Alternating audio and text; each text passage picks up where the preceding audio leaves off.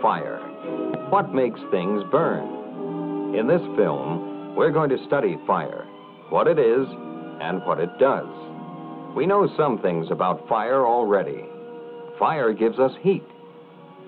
It cooks our food and sometimes provides us with light.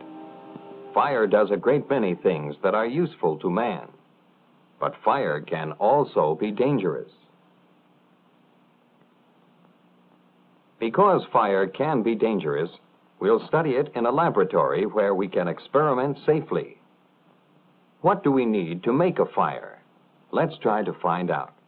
Here we have a candle, some paper, and some wood. We light the candle with a match.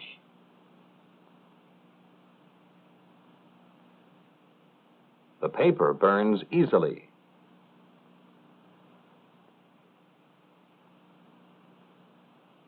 A stick of wood burns too, but not so easily as a sheet of paper. So one thing we need to make a fire is something that will burn, a fuel. What else do we need? What did we use when we lit the candle? A match. A match provides heat. So a second thing we need to make something burn is heat. This is coal. A piece of coal will burn in the fireplace. Will it burn if we hold a match to it? No. One match won't light a piece of coal this size. Two won't either. Nor will three. The flame of this gas burner is much hotter. Soon the coal begins to glow. So it's not just heat we need to make things burn. We need enough heat. When enough heat is applied to a fuel, combustion takes place. The temperature needed to make something burn is called its kindling temperature. When a fuel reaches its kindling temperature, it begins to burn. When a fire is started, most fuels will continue to burn. This paper continues to burn when the match is taken away. Why is that? Combustion, the process of burning, produces heat. The heat from the small fire we started with a match warms the rest of the fuel to kindling temperature, so it begins to burn. A sheet of paper catches fire quickly. It has a low kindling temperature.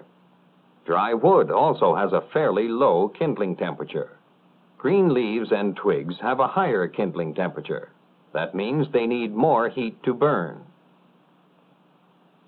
With this glass rod, we can show that some chemicals have a very low kindling temperature. The heat from a warm glass rod is enough to start them burning.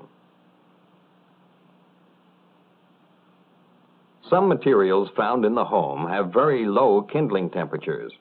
Cleaning fluids and paint thinners can catch fire easily, so they should be handled with great care. Sometimes, rags soaked with these materials can give off enough heat to reach their kindling temperature and begin burning all by themselves. When something catches fire without something else lighting it, it is called spontaneous combustion.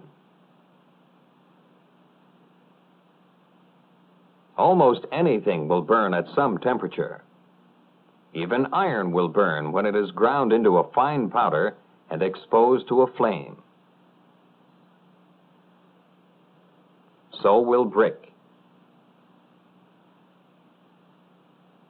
But what is needed to keep things burning? When we put a jar over the candle, we don't touch either the fuel or the heat. Still, the flame goes out. Can you guess why? The fire needs air? That's partly right.